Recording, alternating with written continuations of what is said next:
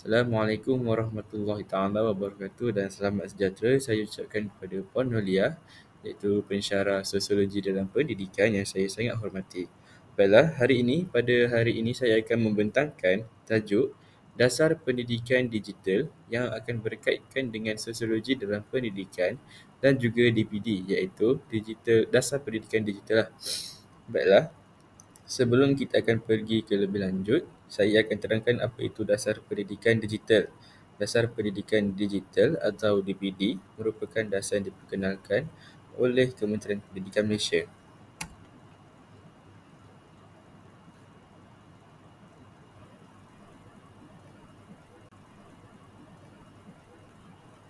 Baiklah, sebagai pengenalan, Dasar Pendidikan Digital (DPD) merupakan inisiatif strategik Kementerian Pendidikan Malaysia (KPM) untuk memperkasa pendidikan digital secara menyeluruh dalam ekosistem pendidikan negara. DPD berperanan sebagai pemacu transformasi pendidikan bagi melahirkan generasi cerdik digital yang berdaya saing selaras dengan keperluan revolusi industri 4.0. Kajian ini menganalisis kesan pelaksanaan DPD terhadap mobiliti sosial pelajar di Malaysia dari pelbagai dimensi pendidikan semasa dan akan datang. Baiklah, dalam pembentangan ini, antara isi kandungan utama yang saya akan tekankan ialah yang pertama, latar belakang ringkas DPD oleh KPM. Yang kedua, kepentingan DPD dalam konteks transformasi pendidikan dan jurang digital. Dan fokus saya iaitu kesan terhadap mobiliti sosial terhadap pelajar di Malaysia. Baiklah, menurut Kementerian Pendidikan Malaysia tahun 2021, Dasar Pendidikan Digital merupakan komitmen nasional dalam memperkukuh equity dan akses pendidikan melalui integrasi teknologi secara menyeluruh dan dalam sistem pendidikan negara. Baiklah, pembentangan akan diteruskan dengan mobiliti sosial dan pendidikan. Baiklah, apakah yang dimaksudkan dengan mobiliti sosial ini? Mobiliti sosial ini ditaktifkan atau merujuk kepada perubahan status sosioekonomi individu atau kumpulan dan untuk bergerak dari satu tahap ke tahap sosioekonomi yang lebih baik, khususnya melalui pendidikan. Pendidikan yang bersifat digital dan terbuka memberi peluang yang lebih luas kepada pelajar, terutamanya dari keluarga yang berpendapatan rendah, untuk mencapai kejayaan akademik dan kerjaya yang lebih baik. Maksudnya, dalam konteks pendidikan ini, digitalisasi menjadi medium utama dalam menyediakan akses kepada sumber pengetahuan dan jaringan global kepada mereka-mereka yang sangat memerlukan dalam pendidikan ini. Menurut UNESCO tahun 2022, keterangkuman digital semakin penting dalam memastikan semua pelajar tanpa mengira latar belakang mendapat peluang yang sama untuk maju secara sosial dan ekonomi. Dan menurut UNESCO tahun 2022 juga, pendidikan digital yang seksama ini mampu menjadi pembangkit utama kepada mobiliti sosial, terutamanya bagi golongan yang kurang bernasib baik. Oleh itu, DPD merupakan media penting dalam merealisasikan cita-cita tersebut. Baiklah, seterusnya kita akan pergi kepada transformasi pendidikan iaitu aspek yang pertama dalam DPD ini. Antara yang saya akan tekankan ialah yang pertama, peralihan paradigma pedagogi kepada pedagogi digital. Yang kedua, aplikasi DPD iaitu DELIMA, MOOC, sistem penilaian digital. Yang ketiga, pembelajaran kendiri dan akses terbuka. Baiklah, saya akan teruskan dengan transformasi pendidikan ini. DPD telah mendorong perubahan besar dalam landscape pendidikan nasional. Perubahan ini melibatkan integrasi teknologi dalam pengajaran dan pembelajaran seperti penggunaan DELIMA, pentaksiran digital dan pembelajaran kendiri. Baiklah, antara implikasi terhadap mobiliti sosial ini, yang pertama memberikan akses kepada murid luar bandar dan B40 kepada pendidikan yang lebih berkualiti dan menutup jurang digital antara kumpulan yang berbeza. Saya akan terangkan dengan lebih lanjut tentang transformasi pendidikan ini. Pelaksanaan DPD telah mencetuskan perubahan ketara dalam lanskap pendidikan negara. Transformasi ini melibatkan penggunaan teknologi dalam proses pengajaran dan pembelajaran seperti penggunaan platform DELIMA, bilik darjah maya serta sistem pentaksiran digital. Kajian oleh Rahim dan Nasir tahun 2023 telah menunjukkan bahawa transformasi pendidikan digital meningkatkan keupayaan guru dalam melaksanakan pengajaran bersifat kendiri, fleksibel dan bersandarkan data. Hal ini membuka ruang kepada pelajar khususnya dari kelompok 4 B40 dan luar bandar untuk mengakses pendidikan berkualiti dan seterusnya memperkukuh mobiliti sosial mereka.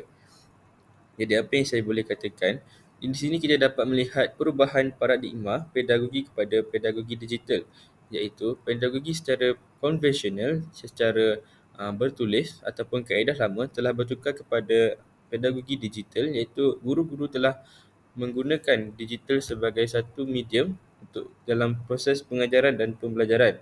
Dengan adanya sistem-sistem yang telah dihasilkan seperti D5, MOOC dan sistem penilaian digital akan memudahkan guru untuk menghasilkan pengajaran dan pembelajaran yang lebih menarik dan bermakna, dan pembelajaran kendiri dan serta akses yang terbuka. Seterusnya kita akan lihat tentang transformasi pendidikan menurut YB Fadlina Siddiq, iaitu Menteri Pendidikan kita. Transformasi pendidikan sebagai laluan ke arah sistem pendidikan yang lebih saksama, inklusif, relevan dan berdaya saing.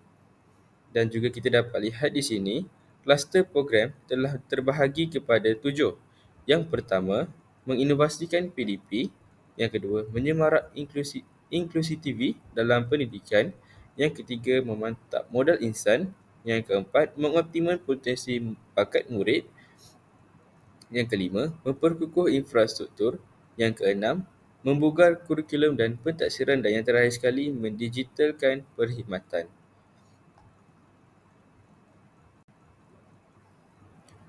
Baiklah, seterusnya kita akan pergi kepada aspek yang kedua, iaitu aspek murid.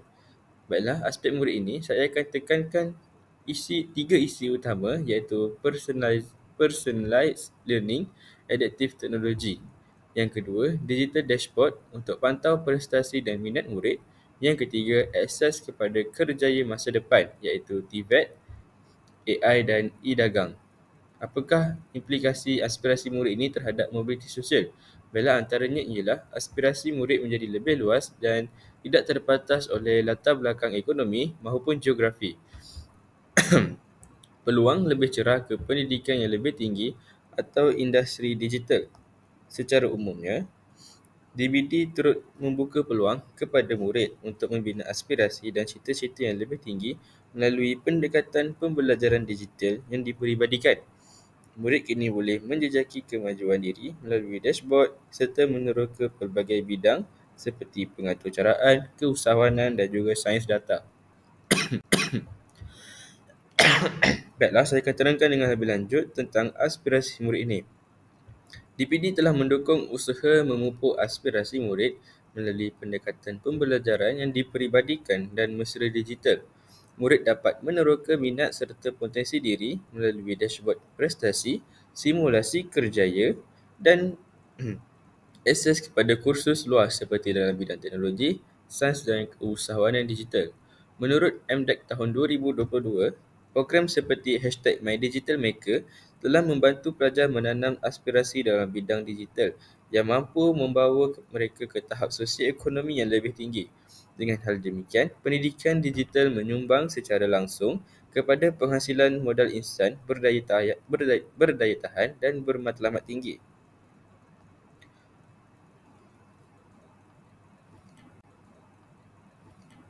Baiklah, kita akan teruskan pembentangan ini terhadap peranan aspirasi murid, peranan tersebut terhadap mobiliti sosial.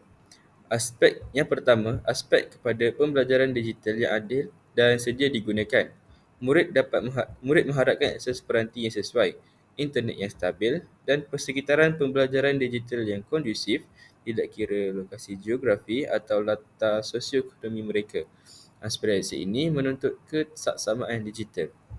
Yang kedua, pengajaran dan pembelajaran yang lebih interaktif dan bermakna.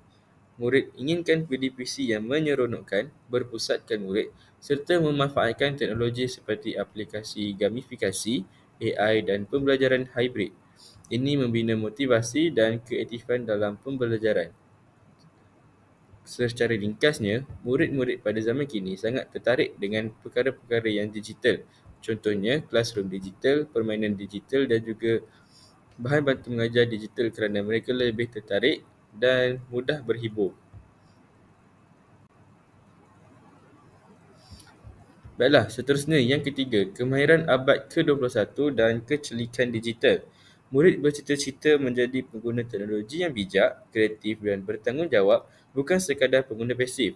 Mereka menginginkan kurikulum dan aktiviti kurikulum yang menanamkan kemahiran digital, pemikiran komputasional dan keusahawanan digital. Contoh yang kita boleh ambil di sini ialah seperti Roblox dan juga persatuan-persatuan e-sukan. Kalau kita perasan, sekarang setiap sekolah telah mempunyai persatuan-persatuan e-sukan seperti PUBG, Mobile Legend dan juga kita telah menggunakan Roblox dan juga Minecraft sebagai alat bantu mengajar supaya mereka lebih tertarik dan boleh bermain pada masa yang sama. Dan yang terakhir, yang keempat, pembelajaran kendiri dan fleksibel, self-paced learning. Murid mengaspirasikan kebebasan untuk belajar mengikut kadar dan gaya pembelajaran masing-masing dengan adanya platform digital yang boleh diakses bila-bila masa seperti Delima. Baiklah, pembentangan seterusnya akan diteruskan dengan aspek yang ketiga iaitu iklim sekolah.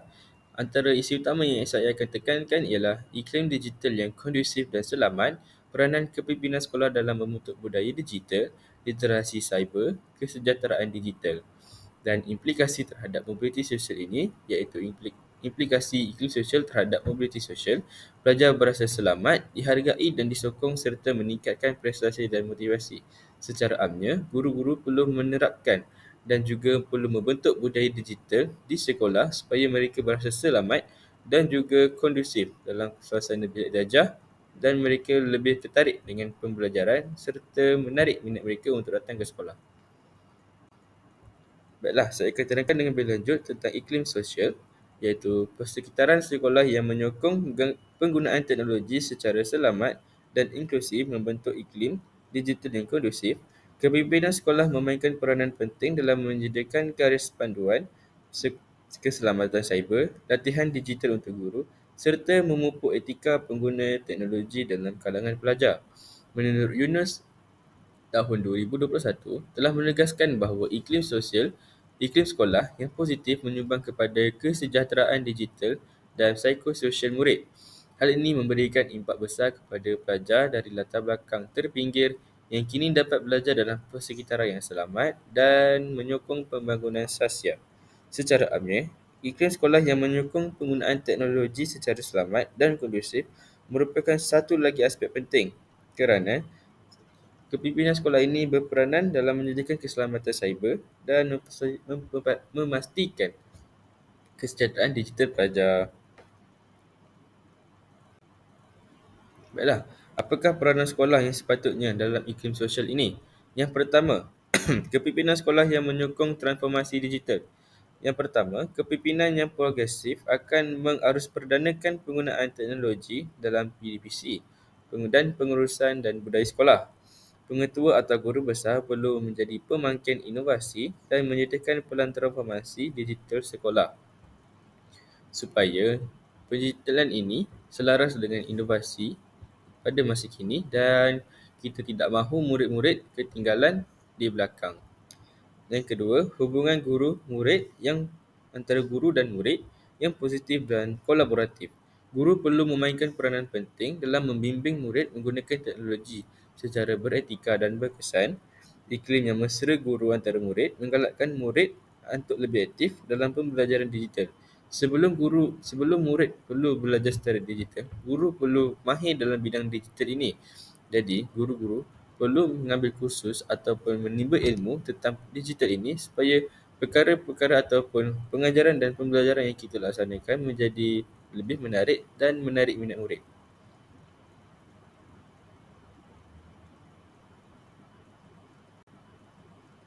Baiklah, seterusnya saya akan terangkan peranan yang ketiga iaitu kesediaan infrastruktur dan persekitaran fizikal sekolah.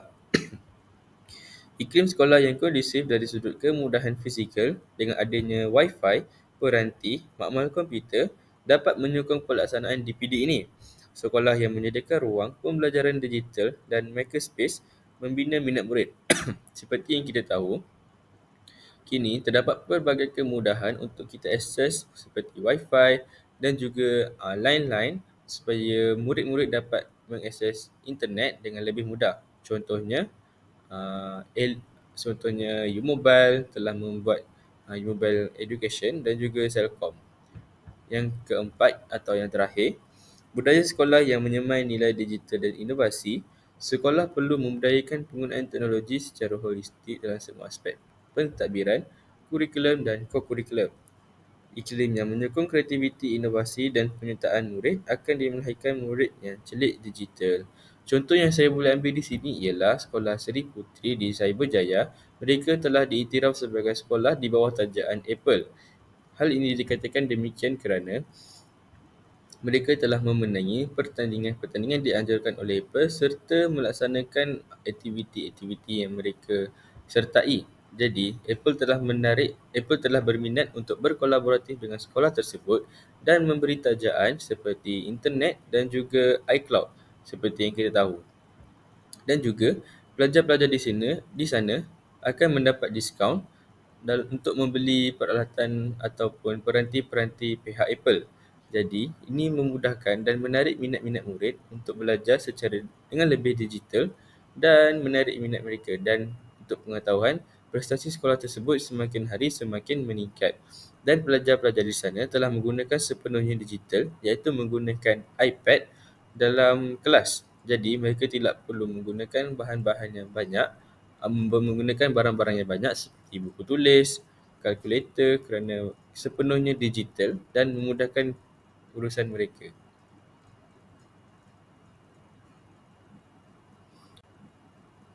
Baiklah, seterusnya saya akan pergi kepada aspek yang seterusnya iaitu pembelajaran bermakna di mana saya akan tekankan 3 isi utama iaitu pendekatan berasaskan projek, simulasi pemikiran kritis, teknologi sebagai alat menyelesaikan masalah dunia sebenar, kehebat dan kemahiran abad ke-21. Dan implikasi pembelajaran bermakna ini terhadap mobiliti sosial ialah dapat melahirkan pelajar kompeten dan bersedia menyertai ekonomi digital. Baiklah, saya akan terangkan lebih lanjut. DPD telah mendorong pembelajaran yang lebih bermakna melalui penggunaan teknologi seperti pembelajaran berasaskan projek, gamifikasi dan simulasi digital. Pendekatan ini memperkasa pelajar untuk mengembangkan pemikiran kreatif, kreativiti dan kemahiran menyelesaikan masalah dalam konteks dunia sebenar. Menurut Zainuddin dan Halili tahun 2020, pembelajaran digital yang bermakna meningkatkan penglibatan murid secara aktif serta memperkukuh pemahaman mereka terhadap konsep abstrak. Murid yang terlibat dalam pembelajaran sebegini lebih bersedia menyertai ekonomi digital global sekaligus mencipta mobiliti sosial mereka.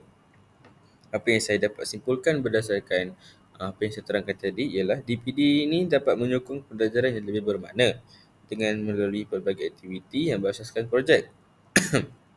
Jadi pendekatan ini menjadikan pembelajaran lebih kontekstual dan membina kemahiran menyelesaikan masalah.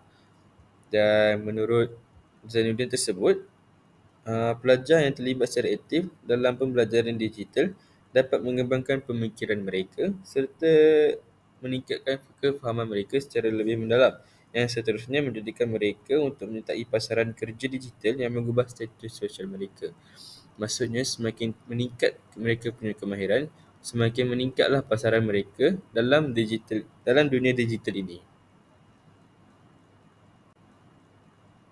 Baiklah, seterusnya saya akan terangkan pembelajaran bermakna yang kita sedia tahu terdapat 6 C. Yang pertama, critical thinking, character, citizenship, collaboration, communication and creativity.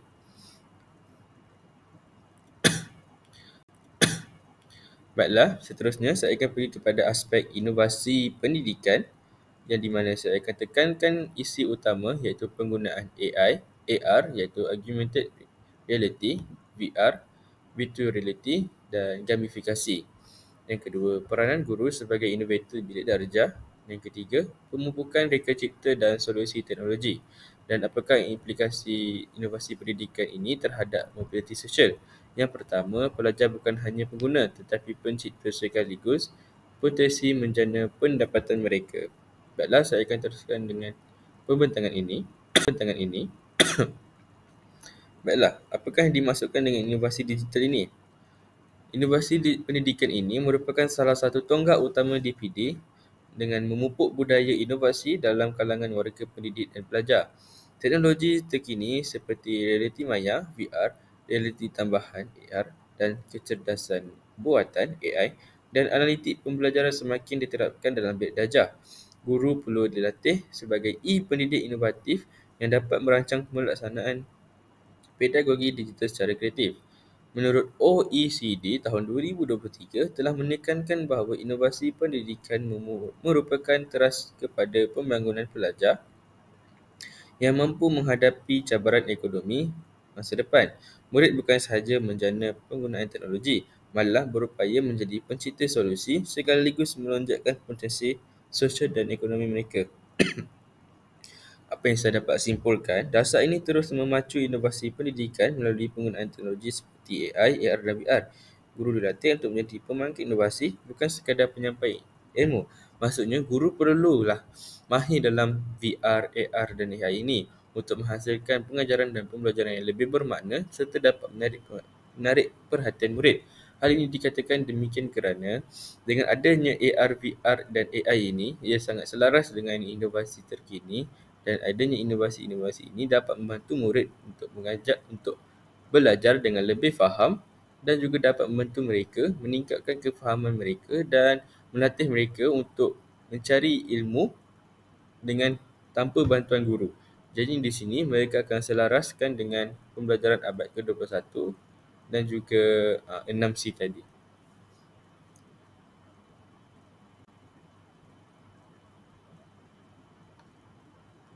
Baiklah, seterusnya saya akan pergi kepada kaedah-kaedah lain yang sesuai dalam inovasi pendidikan ini. Yang pertama, yang seperti mana kita tahu terdapat flipped classroom. Dan yang kedua, pembelajaran berasaskan inquiry. Yang ketiga, pembelajaran mastery. Yang keempat, pembelajaran kontekstual. Dan yang terakhir, pembelajaran berasaskan masalah. Di mana setiap kaedah ini mempunyai kebaikan dan kelemahan tersendiri dan perlulah dipilih untuk kesesuaian bilik darjah supaya selaras dengan pendidikan, murid dapat bahagia dengan sama rata dan juga tiada murid yang ketinggalan. Baiklah, selesai sudah saya punya perbentangan berkaitan dengan dasar pendidikan digital dan saya akan teruskan dengan contoh-contoh program yang sepatutnya program-program yang telah Malaysia laksanakan yang menyokong DPD ini. Baiklah, Malaysia telah melaksanakan pelbagai inisiatif penting bagi menyokong pelaksanaan DPD. Antaranya ialah platform Delima menyediakan akses kepada lebih 10 juta pelajar dan guru. Seterusnya, program #MyDigitalMaker yang telah melatih murid dalam pengaturcaraan dan reka bentuk digital serta program celik digital madani yang baru sahaja dianjurkan yang telah memfokuskan kepada celik teknologi dalam kalangan komuniti. Menurut MDEC tahun 2022 telah menampurkan peningkatan kadar celik digital dalam kalangan pelajar luar bandar dan kumpulan B40 hasil daripada usaha ini. Baiklah, saya akan teruskan dengan contoh program PDPC yang berteraskan DPD di Malaysia ini. Yang pertama, platform Delima iaitu Digital Educational Learning Initiative Malaysia yang merupakan platform utama yang menghimpunkan Google, Microsoft dan Apple untuk guru dan murid. Yang kedua, Sekolah Digital KPM. Sekolah Digital KPM ini telah sekolah terpilih menerima sokongan penuh teknologi dalam PDPC harian. Yang ketiga, Smart School atau Sekolah Bestari yang menjadi perintis sejak 1999 kini digabungkan dengan pendekatan DPD. Yang keempat, Digital Maker Hub iaitu ruang untuk murid meneroka teknologi seperti pengaturcaraan dan reka cipta. Yang kelima, Hour of Code. Kempen mempelajari asas pengaturcaraan secara global turut disambut oleh sekolah di Malaysia. Yang keenam, Google for Education (XKPM) iaitu program kolaboratif latihan guru dan murid menggunakan ekosistem Google. Yang ketujuh, Digital Ninja atau MDEC. Anjuran MDEC iaitu Program Pembangunan Bakat Digital untuk Pelajar Menengah termasuk pembinaan projek dan kem kepimpinan digital. Dan yang terakhir ialah pembelajaran PAK pembelajaran abad ke-21 iaitu latihan guru dalam pendekatan digital dan pedagogi abad kini. Kesemua program ini memberi fokus kepada keterlibatan murid, keboleh pencapaian sumber dan celik digital sejajar dengan objektif DPD. Apa yang saya boleh katakan, kini terdapat semua sekolah ataupun kini saya boleh katakan semua sekolah di Malaysia ini telah melaksanakan dan paling kurang pun setiap sekolah mempunyai platform D5 di mana setiap murid akan diberikan satu akaun. Jadi apa yang saya boleh katakan, dengan adanya program-program begini, murid-murid dapat didedahkan dengan dunia digital dan dapat menarik minat mereka pada masa akan datang. Dan mereka boleh membuat persediaan awal untuk mengambil bidang yang mereka minat serta dapat melahirkan generasi yang bijak digital, celik digital. Baiklah, seterusnya saya akan teruskan dengan contoh program luar negara yang boleh kita contohi. Yang apa yang saya boleh katakan, pelaksanaan pendidikan digital di peringkat global turut memberi inspirasi kepada Malaysia. Finland sebagai contoh telah melaksanakan kurikulum AI sejak sekolah rendah, manakala Estonia memperkenalkan sistem e-school secara menyeluruh sejak awal tahun 2000. Di Singapura, pelan induk EdTech atau Educational Technology dan program Skill Future memperkasa pelajar dengan kemahiran masa depan dan latihan sepanjang hayat. Laporan World Bank tahun 2021 telah menyatakan bahawa integrasi digital yang berstruktur tinggi memberi kesan langsung kepada terhadap mobiliti sosial pelajar di negara-negara ini. Malaysia boleh mengambil tibar daripada pendekatan sistem menyeluruh ini.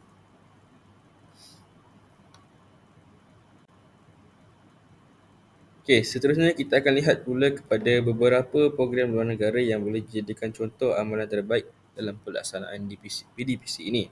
Yang pertama, di negara Finland kita terdapat program Phenomenon Based Learning, PhenoBL, iaitu pendekatan pembelajaran merentas subjek menggunakan tema dunia sebenar. Teknologi dimanfaatkan secara menyeluruh untuk penyelidikan dan kerjasama. Apa yang saya boleh katakan, model pembelajaran dan bersepadu dan berpaksikan murid. Seterusnya, Student Learning Space (SLS) di Singapura, platform nasional yang menyediakan sumber pembelajaran digital yang selaras dengan kurikulum digunakan secara fleksibel di sekolah dan rumah. Peralatan apa yang saya katakan, model yang mereka gunakan ialah accessibility, kebolehsesuaian dan pedagogi digital. Seterusnya, di Korea Selatan, terdapat program Smart Education Strategy, iaitu sistem pembelajaran pintar menggunakan e-textbook, AI dan pembelajaran maya disesuaikan ikut keupayaan murid.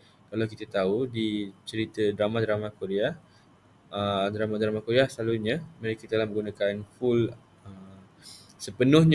sepenuhnya papan putih digital, iaitu touch screen saja. Dan kalau kita tengok, mereka juga membawa peranti-peranti sebagai pengganti kepada buku teks. Seterusnya, e-Cool di Estonia, iaitu ekosistem pendidikan digital menyeluruh menghubungkan guru, murid dan ibu bapa melalui satu platform pengurusan sekolah. Kalau kita tengok, modelnya ialah pendidikan menyeluruh ekosistem sekolah. Dan yang terakhir, Australia, kita dapat yang ada terdapat program Digital Technologies Curriculum, iaitu kurikulum khas untuk pendidikan digital sejak sekolah rendah, termasuklah kod pengaturcaraan, pemikiran komputasional dan reka bentuk digital. Dan Alhamdulillah, di Malaysia juga telah memperkenalkan pengaturcaraan ini dalam subjek reka bentuk dan teknologi di sekolah-sekolah rendah seawal umur 10 tahun, iaitu tahun 4. Mereka telah didedahkan dengan pengaturcaraan dalam bentuk Scratch dan semakin meningkat usia mereka dan tahap mereka akan didedahkan lagi dengan pengaturcaraan. Contohnya, di sekolah rendah mereka akan belajar tentang Scratch dan bila mereka naik ke sekolah menengah mereka akan didedahkan dengan pengaturcaraan seperti Python dan mereka perlu membuat coding sendiri, iaitu terdapat subjek asas sains komputer pada tingkatan 1, 2 dan 3 dan disambung kepada sains komputer pada tingkatan 4 dan 5. Negara-negara ini menekankan aspek kebolehsesuaian teknologi, latihan guru yang berterusan dan dasar sokongan yang sangat kukuh sejajar dengan usaha mereka dalam memperkasa pendidikan digital. Kesimpulannya, pelaksanaan PDBC digital memerlukan dasar yang jelas seperti DPD, program sokongan seperti yang terlaksanakan di Malaysia dan dijadikan luar negara sebagai contoh, serta contoh antarabangsa sebagai panduan pelaksanaan yang lebih efektif. Dengan memperkukuhkan iklim sekolah, latihan guru dan akses murid terhadap teknologi, Malaysia mampu merealisasikan aspirasi melahirkan murid yang cerdik digital, berdaya sains dan beretika.